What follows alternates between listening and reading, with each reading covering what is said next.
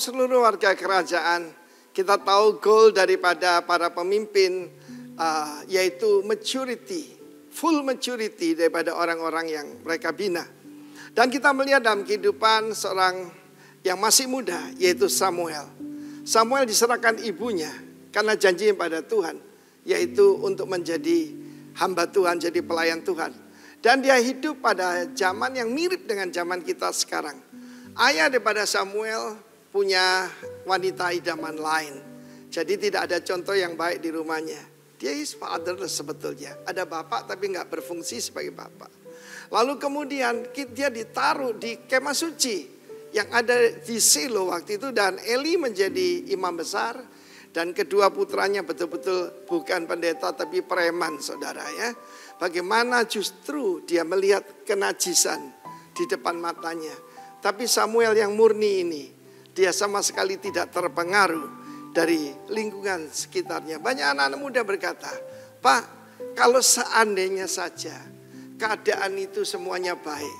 Pendeta-pendeta kasih contoh, para majelis, para pemimpin memberikan teladan. Kami bisa jadi mengikut Tuhan lebih baik. No, dengarkan baik-baik. Di dalam 1 Samuel pasal 3, Samuel makin besar. Samuel grew. Grew di sini adalah gadal. Gadal itu bukan cuma besar, bukan big, tetapi sebetulnya agung. Ya, dia bertumbuh secara yaitu makin baik. Dan yang ini luar biasa, YHWH Tuhan menyertai dia. Dan ini jaminan, tidak satu pun dari firman-Nya itu yang dibiarkannya gugur. Samuel yang makin besar itu, apa yang dia katakan itu terjadi. Maka tahulah, kita tidak usah promosi, ya. Seluruh Israel dari Dan sampai Beersheba, dari Dan sampai Beersheba. Kalau Indonesia, ya, dari Sabang sampai Merauke, begitu ya. Bahwa kepada Samuel telah dipercayakan jabatan Nabi Tuhan. Dan Tuhan selanjutnya menampakkan diri di Silo. Pasal 4 ayat 1 mengatakan dengan jelas bagaimana perkataan Samuel sampai ke seluruh Israel. He is a real influencer. Bukan melalui YouTube, bukan melalui followers, tetapi melalui kehidupannya. Bagaimana kita lihat peranan daripada Hana, ibu daripada Samuel. Waktu dia memenuhi janjinya, diserahkan Samuel pada Tuhan. Dan anak itu masih sangat kecil. Sangat kecil. Baru disapi mungkin di usia 5-6 tahun. Dan dia ditaruh. Yaitu di bawah asuhan daripada Eli, imam besar yang lemah itu, ya, yang tidak berani negur anaknya. Saudara tahu apa yang terjadi? Ibunya membawakan pakaian imam, efod, mulai dari extra small, small, medium, large, saudaraku. Dan demikian itu gambaran pertumbuhan dari bayi jadi anak-anak, orang muda, dan jadi dewasa. Neaniskos artinya jadi pater, jadi bapak-bapak. Dan demikian juga pertumbuhan rohani anak-anak kita. Karena itu saya berkata pada para orang tua, apa yang Anda ajarkan di kemah Anda itu lebih penting daripada pelayanan mereka di kemah Tuhan. Saya ulangi sekali lagi. Apa yang Anda tanamkan, yaitu sesuai firman Tuhan dalam Amsal 22 juga, bagaimana apa yang kamu ajarkan sampai tua dia tidak akan menyimpang daripadanya. Mungkin hari-hari ini ada anak-anakmu yang sedang menyimpang. Percayalah, apa yang kamu tanamkan tidak akan kembali sia-sia. Dan pada waktu tidak akan kembali pada Tuhan. Tapi bersyukurlah kalau anakmu itu bertumbuh banyak sekali. Orang tua memperhatikan anak yang lagi ngaco, anak yang lagi baik yang ada di rumah itu. Itu saudaraku akan seperti Samuel. Akan dipercayakan jabatan Nabi Tuhan. Tuhan memberkati kita semua. Dan dalam bulan ini mari kita kembali memperhatikan pendidikan anak-anak kita sejak usia dini. Tuhan memberkati kita semua. Terima kasih. Selamat hari Minggu, selamat siang. Ini di BT saya di Pulau Moa sudah jam 12.38. Dan waktu yang saya harus pakai adalah 30 menit dari sekarang. Jadi baik, saya akan langsung pada materi yang saya ingin sampaikan. Dan kita perlu mengetahui atau kita perlu mengenal cara Roh Kudus menolong kita. Nah, seringkali kita berpikir kalau Roh Kudus tolong kita berarti kita akan diam, kita pasif dan Roh Kudus akan mengerjakan semua hal di dalam kita. Tapi ternyata memang ada hal yang perlu. Malam itu saya katakan bahwa Roh Kudus selalu akan mengambil sesuatu yang sudah ada di dalam kita untuk menggunakan hal tersebut untuk menolong kita. Nah, di kesempatan kali ini saya akan berbagi kepada saudara tentang satu topik yang saya sudah kasih judul di sini. Nah, jadi malam itu kita sudah bicara tentang, saya sedikit mengantar tentang bagaimana cara Roh Kudus menolong kita, dan malam itu saya katakan bahwa kalau kita tidak menyimpan atau kita tidak setiap hari konsisten menyimpan atau menginvestasikan kebenaran di dalam diri kita, maka bahasa yang saya pakai pada malam itu adalah kita sedang menciptakan, tanda petik, kesulitan kepada pribadi Roh Kudus sendiri untuk menolong kita. Karena ketika Roh Kudus mau mencari sesuatu di dalam kita untuk menggunakannya menolong kita, tidak ada bahan dasar atau tidak ada firman di dalam kita yang Roh Kudus bisa ambil untuk menolong kita dalam setiap musim atau setiap kasus kehidupan yang kita alami dalam kehidupan kita. Nah, di kesempatan kali ini saya akan berbicara tentang berbuah dalam ketekunan. Berbuah dalam ketekunan. Mungkin kita sudah berbuah. Mungkin kita sudah menghasilkan hal-hal baik dalam kehidupan kita. Hal-hal yang benar, buah-buah yang kita kerjakan. Tetapi apakah kita sudah tekun? Apakah kita terus menghasilkan atau hanya musiman atau hanya beberapa waktu kemudian kita tidak menghasilkan lagi? Nah, kiranya apa yang saya bagikan di kesempatan kali ini bisa menolong Bapak Ibu Saudara sekalian untuk bisa bagaimana kita tahu kunci bagaimana supaya kita konsisten, bagaimana kita bisa menemukan cara bagaimana kita berbuah dalam ketekunan. Nah, baik, kita akan lihat firman Tuhannya di slide berikutnya saya minta.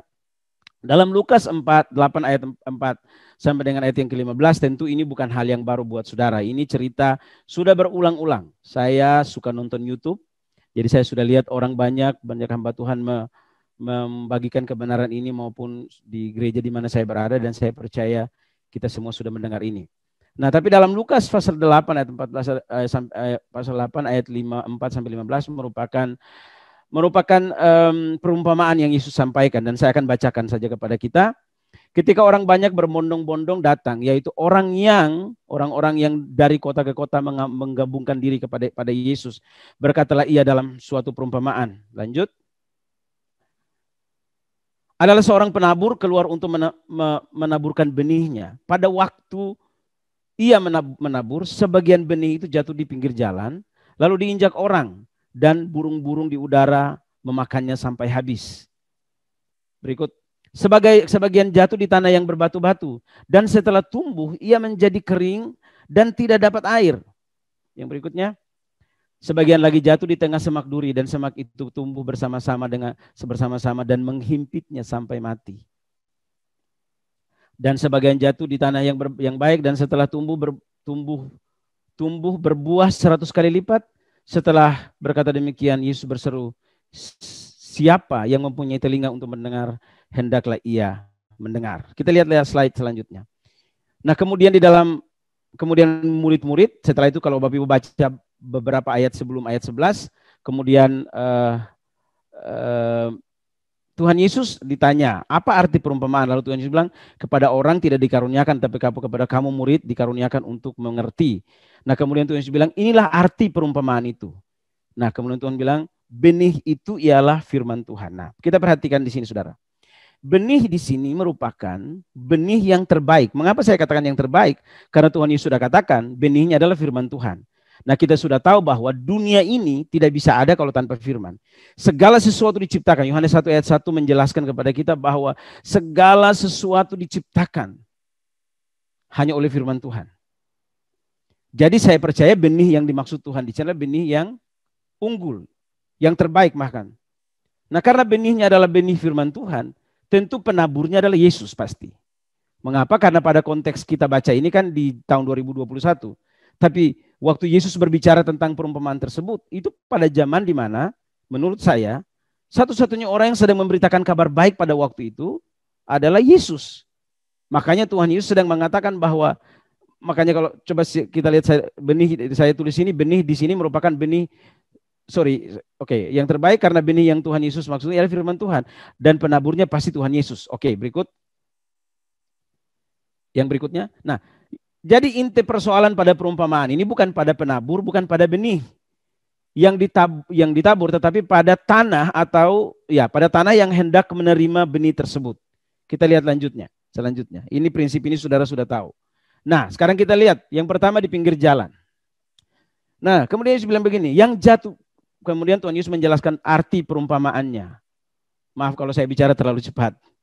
Nah, yang jatuh di pinggir jalan itu ialah orang yang telah mendengar. Perhatikan, saya minta kita garis bawahi kata telah mendengar. Telah mendengar berarti sudah baca, sudah dengar di hari Minggu, dengar di YouTube, dengar di semua tempat. Nah, kemudian datanglah iblis. Lalu mengambil firman itu dari dalam hati mereka.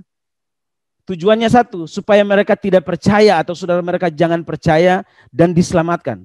Nah, kita semua tahu, kita semua percaya bahwa Injil adalah good news, kabar baik. Nah, iblis tahu ada rahasia besar di balik Injil ini sendiri.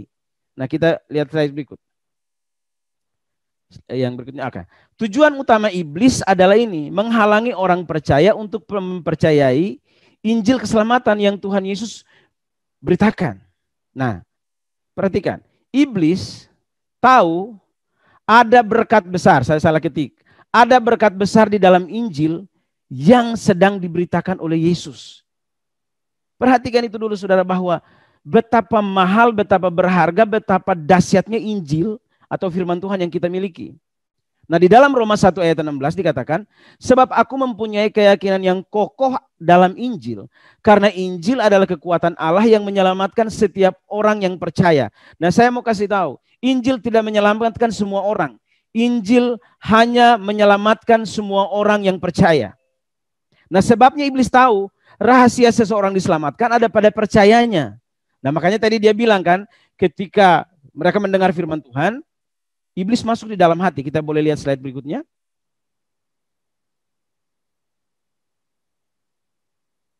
Nah, saya mau kasih gambaran ini kepada saudara. Seorang pencopet yang profesional tidak akan menghabiskan waktu, bahkan rela mengorbankan nyawanya hanya untuk sesuatu yang tidak bernilai jual atau tidak berharga. Dia akan selalu mencari yang berharga atau mahal. Emas, berlian, mobil, apalagi nih? Atau bahkan kalau mungkin yang paling murah dia cari sepeda motor mungkin. Itu pencopet profesional, dia tahu tempat di mana. Dia bahkan membobol bank mungkin. Hanya untuk dia mendapatkan yang dia mau. Dan saudara tahu dia terlatih, dia belajar untuk mencopet, dia bagaimana dilatih dari mungkin waktu mau barang dan mereka tidak mungkin mencari barang murahan. Karena profesi mereka seperti itu, mereka cari yang bernilai. Nah, saudara lihat, kita lihat slide berikutnya. Nah, firman Tuhan berkata, kemudian datanglah iblis lalu mengambil firman itu dalam hati mereka. Nah, saya mau saudara perhatikan ini. Iblis tahu bahwa yang paling berharga bagi orang percaya adalah firman Tuhan. Amin, saudara? Nah, bagaimana dengan orang percaya itu sendiri? Saya ulang lagi. Iblis tahu, kalau saudara lihat gambarannya tadi ya, pencopet profesional, dia akan hanya berusaha mencopet barang berharga. Nah, iblis tahu bahwa firman berharga. Pertanyaannya, apakah orang benar tahu bahwa firman itu berharga? Apakah orang percaya sadar bahwa firman itu yang bagi saya itu sumber segala sesuatu? Bahkan saya berani katakan kepada saudara, tempat yang paling komplit, yang paling terkaya, yang paling komplit dalam kehidupan manusia itu namanya hadirat Tuhan. Mau cari apa di situ? Mau cari hikmat, mau cari kekuatan, mau cari apa saja, semua ada di situ. Mau cari popularitas dalam tanda petik, ada di situ. Karena Tuhan bilang, kalau saudara bergaul dengan Tuhan, sudah membuat saudara termasyur. Itu bicara populer, mungkin saudara populer dengan caranya Tuhan. Jadi iblis ini tahu bahwa yang paling berharga, yang paling mahal, yang paling ajaib, yang paling bisa menciptakan semua kehidupan dalam manusia ada di dalam hati manusia. Nah, sebabnya saudara Bapak Ibu bisa lihat bagaimana iblis itu. Kan saya itu sebenarnya begini saudara. Saya itu sementara membayangkan waktu saya baca firman ini, begitu nekatnya iblis sampai bisa masuk di dalam hati saudara dan saya hanya untuk mencuri. Kalau dia masuk dalam kamar tamu atau kamar tidur kita, atau dia masuk di rumah atau di kantor kita untuk mencuri, mungkin masih normal. Ini masuk, bayangkan, iblis senekat itu sampai hati saudara pun dia akan gerogoti untuk mencari yang paling berharga. Mengapa? Mengapa iblis cari hati saudara? Karena yang paling berharga tersimpan di situ. Nah, sampai di sini saudara mulai berpikir bahwa betapa pentingnya hati kita semua. Nah, yang berikut. Slide berikutnya, Bapak Ibu.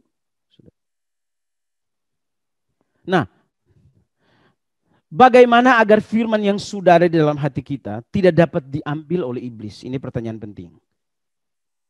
Nah, di dalam Amsal 4 ayat 23 dikatakan, jagalah hatimu dengan segala kewaspadaan karena dari situlah terpancar kehidupan. Berarti bagaimana supaya benih yang tadi ditaburkan itu tidak dicuri oleh iblis? Alkitab memberikan solusi bahwa jagalah hatimu dengan segala kewaspadaan. Karena dari situlah terpancar kehidupan. Nah, kehidupan yang seperti apa? Kehidupan yang dikerjakan oleh firman yang telah berdiam di dalam kita. Tapi kalau saudara tidak menjaga hati saudara, tidak waspada terhadap ketersinggungan, terhadap apalagi kepahitan, terhadap ketamakan, terhadap hawa nafsu. Sebab saudara tahu bahwa hal yang paling bisa membuat kita bisa memberikan peluang kepada iblis untuk mengambil semua kebenaran yang kita sudah miliki ada pada keinginan kita. Tergantung kemana keinginan kita pergi. Tergantung apa yang kita inginkan. Sebab itu memang jaga hati saudara. Saudara tidak bisa melarang orang untuk berkata-kata tentang saudara. Saudara dan saya tidak bisa melarang seseorang untuk jangan mengatakan hal yang buruk kepada saudara. Tetapi saudara bisa melarang hati saudara untuk tidak menyimpan kepahitan. Ya, tersinggung sebentar itu biasa. Semua orang pernah tersinggung. Pahit sebentar 1-2 menit itu biasa. Merasa minder karena dikucilkan itu biasa. Tapi jangan berikan kesempatan untuk dia bersarang di dalam hati saudara. Berarti begitu saudara membiarkan sampah-sampah itu bersarang, maka itulah kesempatan untuk iblis datang dan begitu gampang mencuri barang berharga atau mencuri firman yang begitu berharga yang sudah kita miliki dalam kehidupan kita. Berikutnya saudara. Jagalah hatimu tadi dengan. Nah, kemudian jadi hal yang pertama tadi, bagaimana iblis tidak boleh mengambil yang kita punya adalah jaga hati saudara. Karena dari situlah terpancar kehidupan. Yang kedua adalah tanah yang berbatu-batu. Dikatakan yang jatuh di tanah berbatu-batu itu ialah orang yang telah mendengar firman Tuhan. Menerimanya dengan gembira. Ini orang-orang yang biasa kalau dengar firman itu wow. Nah, itu wow tuh mata menyala kalau orang Ambon bilang. Menerima firman Tuhan tuh sampai berjingkrak-jingkrak. Sampai bisa-bisa dia dance sambil dengar firman Tuhan. It's okay, itu respon. Itu euforia, itu tidak salah. Tetapi Alkitab bilang mereka tidak berakar. Kenapa? Mereka percaya sebentar, karena mereka tidak berakar, maka hasilnya adalah kepercayaan mereka hanya sebentar saja, dan masa pencobaan datang, mereka murtad. Coba kita lihat slide berikutnya. Tidak berakar disebabkan karena tidak tertanam, itu sudah pasti. Tidak mungkin pohon itu berjalan-jalan, kemudian dia berakar. Tidak mungkin. Sudah menanam sebuah benih, kemudian benih itu besok di sini, besoknya lagi dia minta dipindahkan, besoknya lagi pindah ke sana, karena dia tidak suka tanah di sini, atau cuaca di sini. Kemudian dia berharap bahwa dia akan berakar, tidak bisa. Orang berakar adalah orang yang tertanam. Nah, orang seperti ini mereka adalah selalu, orang-orang yang tidak berakar ini adalah orang-orang yang ini nih. Mereka selalu mau ada dalam setiap kegiatan rohani, tetapi tidak memiliki penyerahan diri secara total untuk diajar, dibentuk, dan dirubah oleh Tuhan. Saya ulang lagi.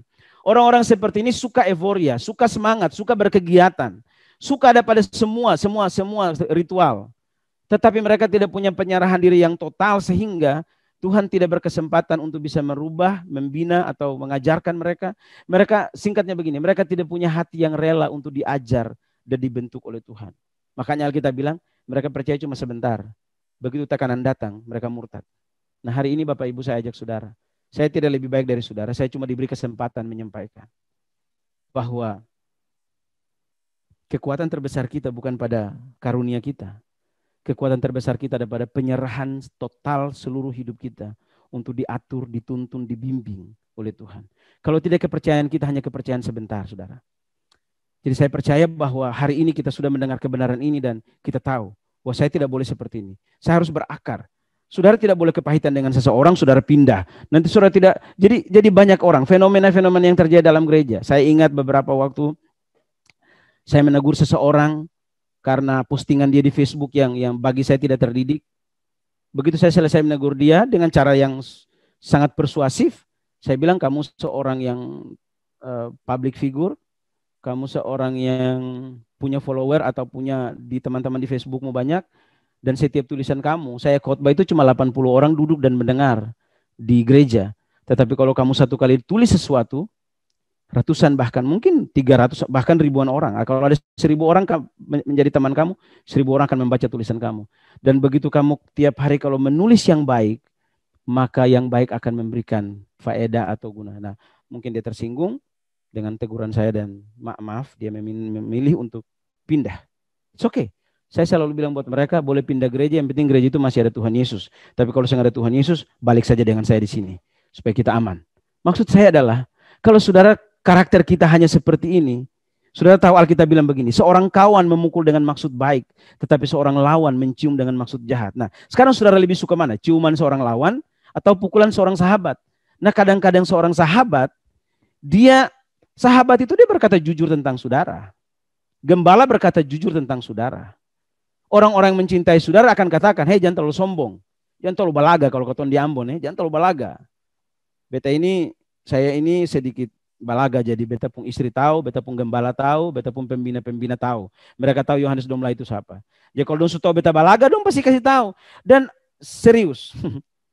Saya mau tanya saudara, saudara lebih cepat bilang say thank you buat orang yang transfer uang 5 juta, 20 juta di rekening saudara, atau saudara lebih gampang say thank you kalau orang kasih kebenaran yang begitu menegur saudara? Saya mau kasih tahu saudara, jangan cepat tergiur dengan ciuman seorang lawan dan menolak pukulan seorang sahabat. Karena pukulan seorang sahabat justru bikin kita semakin berakar dan menghasilkan yang terbaik. Berterima kasih buat istri saudara. Orang yang paling jujur saudara, ketompung istri saudara tuh. Saya nggak ada orang lebih jujur dari orang lain. Kalau saya di mimbar, saudara bakal, woi luar biasa pendeta ini. Tapi istri tahu beta pun jelek, beta pun sama dia tahu. Dan tidak bisa setel yakin di depan istri itu salah. Itu kegiatan yang salah. Tapi baik saudara, mari jadi orang yang gampang untuk diatur. Gampang untuk ditegur. Saya yakin bahwa, dan saudara tahu, Amsal bilang toh, orang yang menegur seseorang lama-lama dia itu dicintai, tapi orang yang selalu memuji lama-lama dia dibenci. Jadi jangan suka kasih makan puji orang yang bilang. Katakan yang tepat. Dan saya percaya kalau kita semua, saya sudah saksikan malam itu di pertemuan pertama, saya tidak menghina diri saya, tapi maksudnya gini, secara akademis saya tidak punya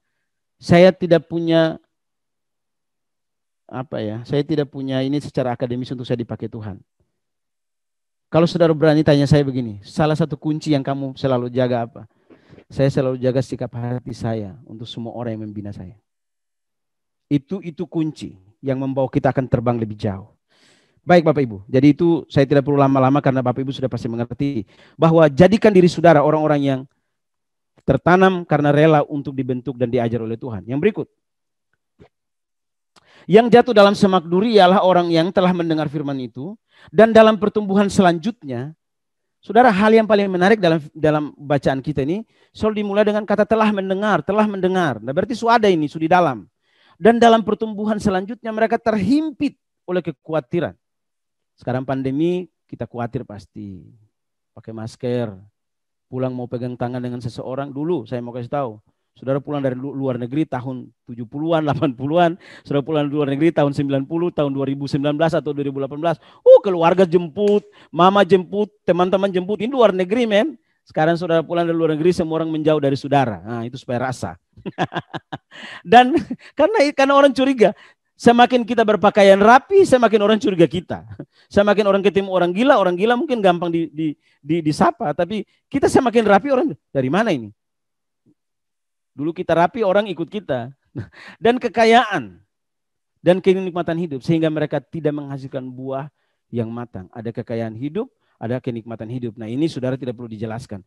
Kekhawatiran dan kekayaan hidup, kenikmatan hidup semua sudah tahu bahwa apa saja akan membuat saudara khawatir. Dan kekayaan, saya dengar kalau Bapak Jo mengajar saudara itu sudah lengkap, sudah soal begini-begini. Jadi kita lanjut slide berikut. Saya mau bahas di poin menghasilkan buah yang tidak matang. Slide berikut saudara. Nah matang itu artinya dewasa. Tadi Bapak Gembala Senior sudah dari awal sudah bicara tentang kedewasaan penuh. Masak sempurna, sudah waktunya untuk dibayar. Saudara tahu, saudara itu sekalipun saudara ingin makan buah, lalu saudara ambil sejumlah uang, saudara ke pasar. Dan ada sederetan susunan buah di pasar. Dan saudara kadang bukan harga yang menjadi masalah, tapi saudara kan lihat apakah buahnya sudah matang untuk saudara bayar. Kalau yang sebelahnya harga 20.000, dan yang sebelahnya 25.000, tapi yang 20.000 belum matang, saudara bakal memilih untuk membeli yang 25.000, tetapi sudah matang. Saudara akan lebih mungkin memberikan tambahan 5.000 rupiah untuk saudara membelinya. Matang artinya siap untuk dinikmati. Jadi kalau hari ini kita menikmati semua keindahan dunia, keinginan daging, khawatir, takut, sehingga kita tidak punya buah yang matang. Dan akhirnya begini, orang menikmati pun tidak puas. Orang kemudian, orang-orang sekeliling kita, apakah dalam rumah kita sendiri dengan keluarga kita, mereka kemudian menikmati buah yang tidak matang, berarti mereka tidak menikmati kehidupan kita secara baik.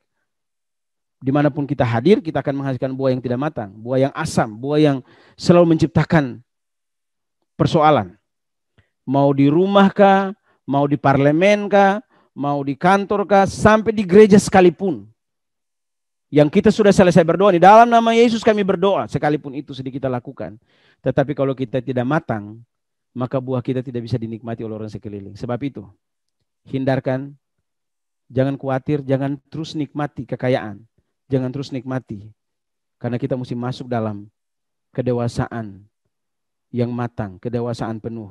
Kedewasaan perlu proses, kedewasaan perlu kerelaan hati untuk saudara dibina.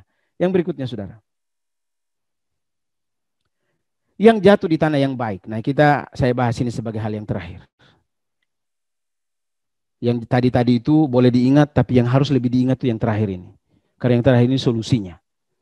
Nah yang jatuh di tanah yang baik ialah orang yang setelah mendengar firman itu menyimpannya dalam hati yang baik. Saya taruh dalam kurung hati yang terjaga. Dan mengeluarkan buah dalam ketekunan. Ingat judul yang saya sampaikan adalah berbuah dalam ketekunan.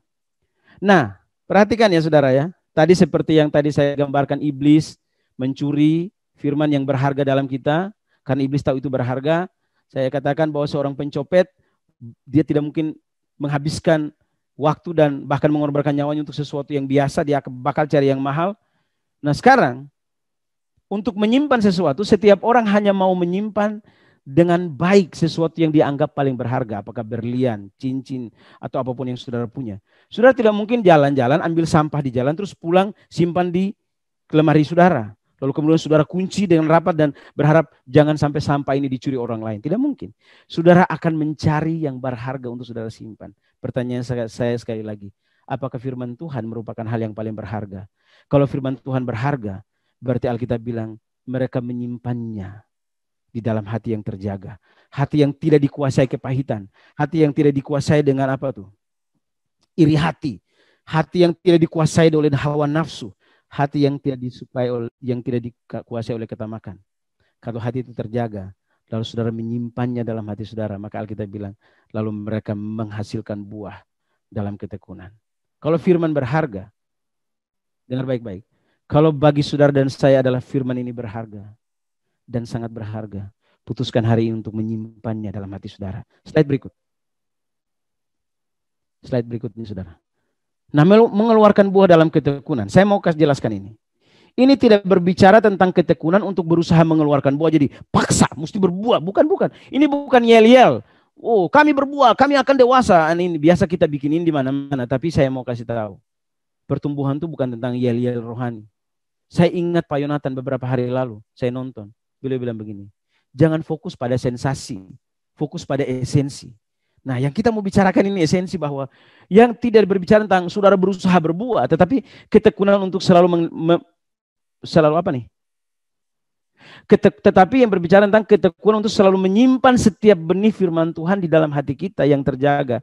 Sehingga firman Tuhan yang menghasilkan buah kehidupan yang dewasa dan matang di dalam diri kita untuk dinikmati oleh orang lain. Jadi yang dibilang, yang kalau saya kasih judul berbuah dalam ketekunan, ini bukan ketekunan untuk paksa diri berbuah, tapi ketekunan untuk menyimpan firman. Setiap hari kan kita punya jadwal, simpan, sebab firman itu berkuasa dan dia pasti menghasilkan. Yesus berkata bahwa aku adalah pokok anggur, kamu ranting, kamu tidak bisa berbuat tanpa aku. Slide berikutnya saudara. Mazmur, kemudian itu sebabnya di Mazmur 119 ayat 11 begini. Dalam hatiku aku menyimpan janjimu, supaya aku jangan berdosa terhadap engkau. Dalam terjemahan lain, kalau tidak salah ini firman Allah yang hidup, dikatakan, aku telah banyak merenungkan firman-Mu. Aku telah banyak. Kalau cuma sekali-sekali jangan saudara. Aku telah banyak merenungkan firman-Mu dan menyimpannya di dalam hatiku, sehingga aku terhindar dari berbuat dosa. Berarti buah itu datang bukan karena kita berusaha berbuah.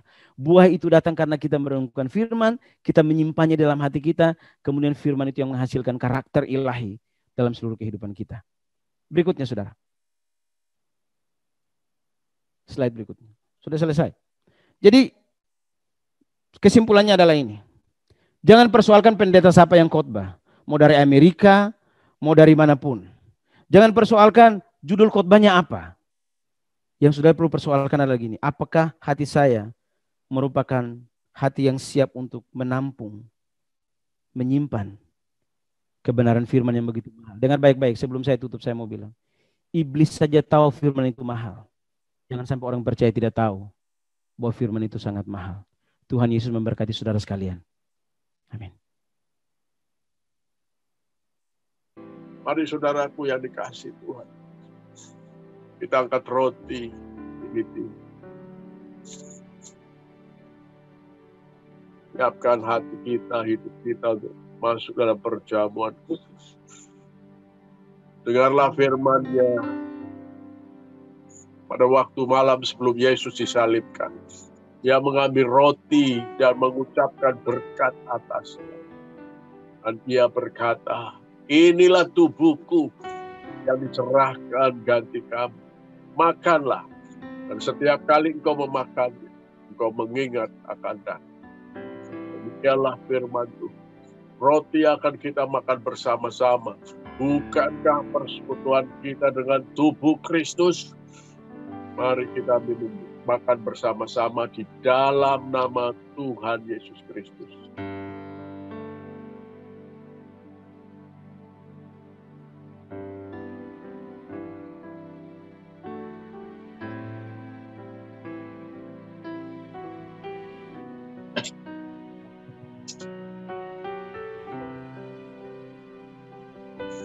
Kita angkat cawan.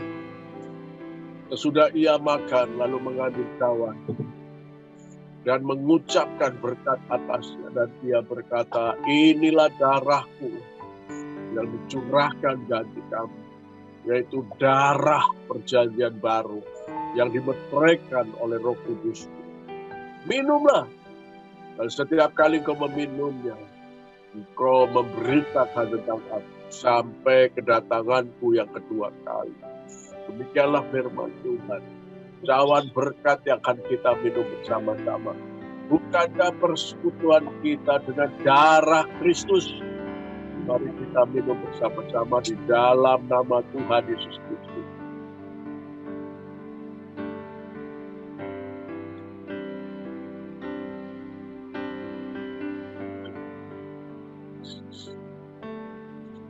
Aku lama asyaraba.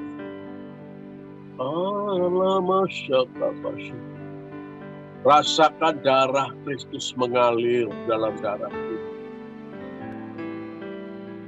Apapun kelemahan-kelemahan saudara dalam darah, diganti oleh darah Kristus, menghancurkan semua gula dalam nama Yesus. Kolesterol, apapun segala penyakit, darah Kristus menyembuh. Tubuh Kristus menjadi sehat, kuat kembali. Karena tubuh Kristus bukan rumah sakit, tetapi rumah doa, rumah mujizat, rumah kemuliaan. Dalam nama Yesus Kristus Tuhan. Terima kasih Tuhan. Biarlah yang sakit kau sembuhkan. Dalam nama Yesus.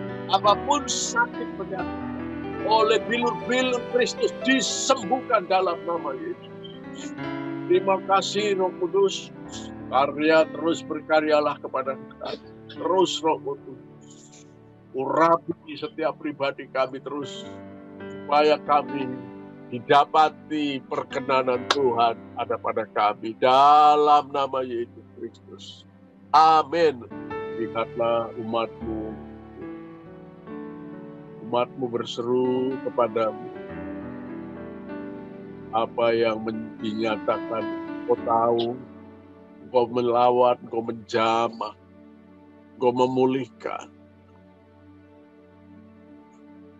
Tolong kasih karunia-Mu dinyatakan, supaya mereka melihat Engkau, supaya mereka melihat Engkau menyertai, Engkau mengasihi, Engkau peduli dengan umat-Mu. Ya Tuhan, punya-Mu lah kejayaan dan berlimpah, punya-Mu lah keberhasilan umat. Berkat anugerah-Mu turunlah atas kami. Dalam nama Yesus Kristus. Tuhan memberkati Engkau dan Tuhan melindungi dari segala malapetaka yang sedang menimpa orang fasik. Supaya Engkau tetap bahagia. Dilindungilah harta-Mu. Dilindungilah anak-anak-Mu. Masa depan-Mu tetap ada di dalam Tuhan. Diberkati pada waktu masuk rumahmu. Diberkati pada waktu keluar rumah. Supaya apa yang kau kerjakan, Tuhan Yesus yang membuat berhasil dan beruntung kemanapun kau pergi. Di dalam nama Yesus Kristus Tuhan, yang percaya diberkati dan disertai Tuhan Yesus, katakan amin.